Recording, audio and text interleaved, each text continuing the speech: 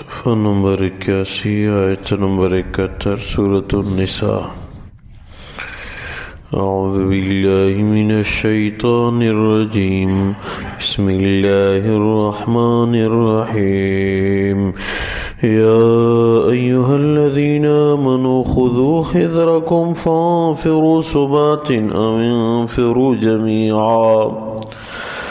اللہ تبارک و تعالی فرماتے ہیں، یا ایھا الذین آمنوا، اے ایمان والو، خذوا حذرکم، اپنے آپ کے لیے دوزخ سے بچاؤ کا سامان بناؤ، فانفروا ثبات او انفروا جمیعا، جہاد کے لیے منفرد جماعتوں میں جاؤ اور اجتماعی جماعتوں میں جاؤ۔ وَإِنَّ مِنْكُمْ لَمَنْ لَيُبَطِّئَنَّ، آپ لوگوں میں کچھ لوگ ایسے ہیں کہ وہ جہاد سے لوگوں کو روکتے ہیں، سست کرا دیتے ہیں۔ فَإِنْ أَصَابَتْكُمْ مُصِیبَةٌ، اگر آپ لوگوں کو شکست ہوتی ہے، قَالَ قَدْ أَنْعَمَ اللَّهُ عَلَيَّ، پھر وہ لوگ کہتے ہیں اللہ نے ہماری اوپر انعام کیا، اذ لم اکم معہم شہیدا، اچھا تھا کہ ہم تو ان کے ساتھ حاضر نہیں تھے۔ وَلَئِنْ أَصَابَكُمْ فَضْلٌ مِّنَ اللَّهِ، اگر اللہ کی طرف سے آپ لوگوں کو فتح ملتی ہے، لَيَقُولَنَّ كَأَن لَّمْ تَكُن بَيْنَهُ، لَيَقُولَنَّ، تو وہ ضرور بضرور کہتے ہیں، كَأَن لَّمْ تَكُن بَيْنَكُمْ وَبَيْنَهُ مَوَدَّةٌ، تو گویا کہ آپ لوگوں اور اس کے درمیان کوئی دوستی ہی نہیں ہے۔ یا لیتنی کنت معہم فافوز فوزا عظیما، کاش کہ ہم بھی مسلمانوں کے ساتھ ہوتے، ہم کامیاب ہو جاتے بڑی کامیابی کے ساتھ۔ فَلْيُقَاتِلْ فِي سَبِيلِ اللَّهِ، فَلْيُقَاتِلْ، چاہیے کہ جہاد ہو اللہ کے راستے میں، الَّذِينَ يَشْرُونَ الْحَيَاةَ الدُّنْيَا بِالْآخِرَةِ، وہ لوگ جو کہ دنیا کی زندگی کو آخرت کے بدلے میں خریدتے ہیں۔ وَمَن يُقَاتِلْ فِي سَبِيلِ اللَّهِ، جو اللہ کے راستے میں جہاد کرتا ہے، فَيُقْتَلْ أَوْ يَغْلِبْ، چاہے وہ قتل کیا جائے چاہے اس کو غلبہ حاصل ہو جائے، فَسَوْفَ نُؤْتِيهِ أَجْرًا عَظِيمًا، جلد ہی ہم ان کو اجر عظیم عنایت فرمائیں گے۔ اللہ تبارک و تعالی ان آیات مبارکہ میں جہاد اور ساتھ منافقین کا ذکر فرماتے ہیں۔ جہاد بھی اللہ کا حکم ہے، جب کافر مسلمانوں کو تنگ کرتے ہوں، ان کے اندر بدامنی پھیلاتے ہوں، تو اس وقت یا اسلامی ملک کی کسی سرحدوں پہ داخل ہو جائیں غیر مسلم، تو اس وقت جہاد فرض ہو جاتا ہے۔ اگر وہاں کے لوگ ان کے لیے کافی ہیں مقابلے کے لیے، تو اس ملک کے لوگوں پہ فرض ہے۔ اگر وہاں کے لوگ اپنی حفاظت کے لیے کافی نہیں ہیں، تو آس پاس سرحدوں سے منسلک ممالک پہ بھی جہاد فرض ہوگا۔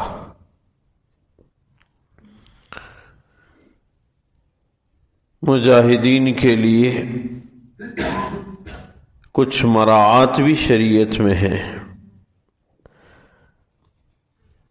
جیسا کہ مثال کے طور پہ نماز کی ادائیگی میں گنجائش، مجاہد کو اگر قبلے کی مخالف سمت سے دشمن کا خطرہ ہو تو قبلے کی طرف پشت کر کے بھی اس کی نماز درست ہے، کیونکہ خطرہ ہے۔ اگر سجدے میں جاتے ہوئے حملے کا خطرہ ہے تو سجدہ کڑے کھڑے اشارے سے کرے، گنجائش ہے، خطرہ ہے دشمن سے۔ سواری سے اترنے میں خطرہ ہے تو سواری پہ بھی نماز پڑھنے کی اجازت ہے مجاہد کو۔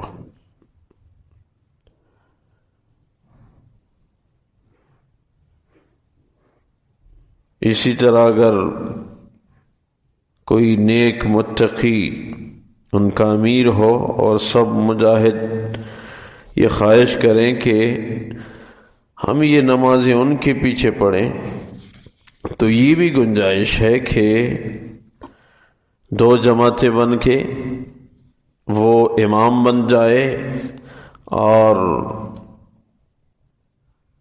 دو جماعتیں بن کے ایک جماعت امام کے پیچھے کھڑی رہے، 2 رکعت نماز پڑھ لی،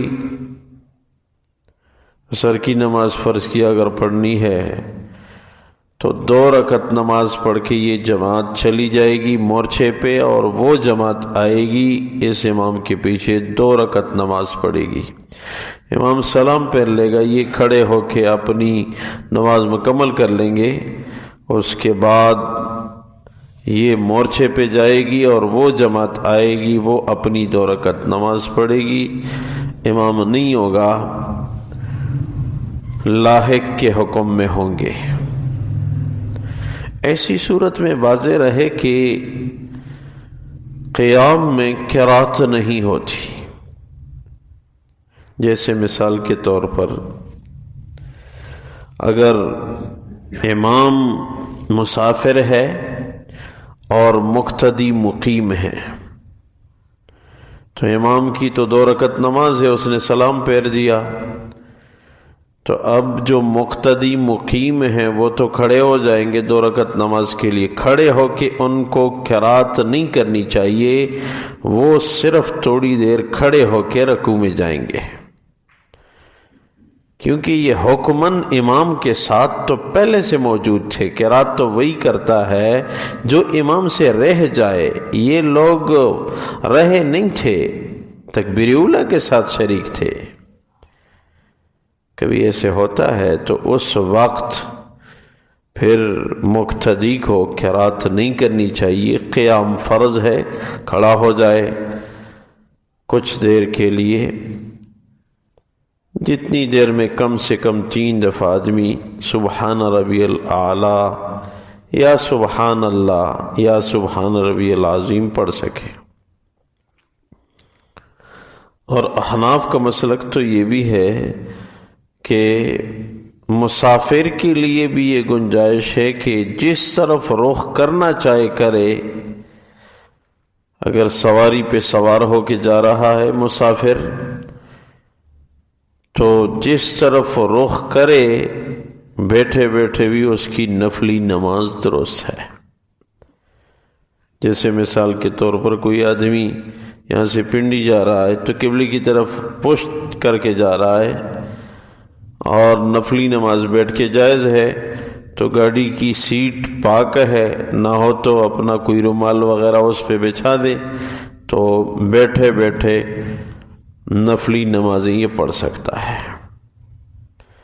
ہمارے حضرت الرحمن ہزاروی صاحب رحمہ اللہ تعالی علیہ کے متعلق ان کے قریبی ساتھیوں نے بتایا کہ حضرت وہ گاڑی میں عموماً صلاۃ تسبیح کی نماز ادا کرتے تھے، اسفار ان کے زیادہ ہوتے تھے تو صلاۃ تسبیح گاڑی میں پڑھتے تھے۔ حناف کے ہاں نفلی نماز گاڑی کے اندر جائز ہے، چاہے جس طرف بھی گاڑی کی رخ ہو۔ امام شافعی رحمہ اللہ کے ہاں تو ابتدا میں نیت کرنے کے لیے قبلے کی طرف منہ کرنا نفلی نمازوں میں مسافر کے لیے بھی شرط ہے، ابتدا میں منہ کرے گا، پھر جس طرف بھی ہو۔ ہمارے مسلک میں ابتدا میں بھی رخ کرنا شرط نہیں ہے، جس طرف رخ ہو مسافر کو اور سواری پہ سوار ہو کے جا رہا ہو تو وہ نفلی نماز پڑھ سکتا ہے۔ اور ایک روایت یہ بھی ہے کہ مجاہد کو جب کھانے کا موقع مل جائے تو اس کو خوب کھانا چاہیے. ہو سکتا ہے آگے کھانے کی فرصت نہ ملے، ہنگامی حالت ہے. اور ایک حدیث میں ہے کہ 2 جگہوں پہ تکبر کرنا بھی جائز ہے. 2 جگہیں ایسی ہیں کہ ان میں تکبر کرنا بھی درست ہے. نمبر 1 محاذ میں، میدان جنگ میں جب آدمی اترے، اور نمبر 2 صدقہ دیتے وقت. صدقہ دیتے وقت بھی تکبر کرنا حدیث میں ہے کہ جائز ہے. اور میدان جنگ میں اترے تو بھی تکبر کرنا، یہ یعنی اپنے آپ کو ان سے اعلیٰ سمجھنا، یہ جائز ہے. جہاد جو ہے یہ بھی قرآن کا ایک حکم ہے، سینکڑوں آیات اس پہ ہیں. یہ ہمارے نبی صلی اللہ علیہ وسلم کی زندگی سے ایک ثابت شدہ عمل ہے. ایک دن ہم ایسے سبق میں تھے تو کچھ طالب علم آپس میں مزاجاً ذرا تیز ہو گئے، 2 جماعتیں بن گئی. ایک طرف کے طالب علم کہنے لگے کہ اس زمانے میں جہاد کی بڑی ضرورت ہے. دوسری سمت کے طالب علم کہنے لگے کہ اس دور میں جہاد نہیں، حکمت کی ضرورت ہے، تبلیغ کی بڑی ضرورت ہے. اب آپس میں ان کی باتیں تیز ہو گئیں، غصے ہو گئیں دونوں جماعتیں. ہوتا ہے، جوانوں کا جذبہ ہوتا ہے. تو ہم کچھ ساتھی ان کی باتیں سن رہے تھے کہ کیا ہوتا ہے. ہم نے ان سے کہا ایسا کریں گے، حدیث کی استاد تشریف لائیں گے، ان سے درخواست کریں گے، وہ آپ لوگوں کا مسئلہ حل کریں گے. شاگرد کا مسئلہ استاد حل کرے تو بہتر ہے. آپ لوگ خاموش ہو جائیں. جب وہ تشریف لائیں گے سبق پڑھانے کے لیے تو ان سے عرض کریں گے. اب جب ہماری استاد تشریف لائے تو ان کو یہ بات پیش کی. اب جو جہاد کا کہہ رہے تھے ان کی خواہش تھی اللہ کرے کہ ہماری بات بھاری ثابت ہو جائے اور ہمارے حق میں فتویٰ دے کہ اس وقت جہاد کی بڑی ضرورت ہے. اور جو مبلغین تبلیغ سے تعلق رکھنے والے اس بات پہ اڑے ہوئے تھے وہ دعا کر رہے تھے ہمارے حق میں. لیکن ہمارے اکابر کو اللہ نے بہت بڑا علم دیا ہوا ہے. تو جب ان کے سامنے یہ سوال رکھا گیا اس دور میں جہاد کی ضرورت ہے یا تبلیغ کی ضرورت ہے، تو بڑی استاذوں نے فرمایا تمام غیر مسلموں کی 2 قسمیں ہیں. نمبر 1 جو مسلمانوں کو جگہ جگہ مختلف ممالک میں تنگ کر رہے ہیں، ان پہ ظلم کر رہے ہیں، تو ان کافروں کے لیے مجاہدین کی جماعت ہے. اور جو سلیم الفطرت کافر ہیں، اپنی ملک میں مسلمانوں پہ زیادتی کرنا پسند نہیں کرتے، ظلم نہیں کرتے، لیکن ہیں کافر اپنے ملک میں سکون سے رہ رہے ہیں، مسلمانوں کے ساتھ دنیا بھر میں زیادتی نہیں کرتے، ان کے لیے ہماری تبلیغی جماعت کے ساتھی ہیں، وہ جا کے ان میں کام کریں، ان کو راہ راست پہ لائیں. تو دونوں کی ضرورت ہے، دونوں انبیاء کے کام ہیں. تو ہمیں بڑی خوشی ہوئی، یہ بڑے استادوں نے کیسے بات حل کر دی. یہ تو ہم بڑے فکر میں تھے کہ کیا بنے گا. علم سے مسائل آسان ہو جاتے ہیں. اس لیے ہر معاملے میں قرآن حدیث کی طرف توجہ ہو جائے تو اس میں خیر و برکت ہوتی ہے. اللہ تبارک و تعالی جہاد اور منافقین کا ذکر فرماتے ہیں، یا ایھا الذین آمنوا خذوا خذرکم فانفروا ثبات او انفروا جمیعا، اے ایمان والو اپنے لیے دوزخ سے بچاؤ کا سامان بنا لو، جہاد کے لیے علیحدہ نکلو اور اجتماعی طور پہ نکلو۔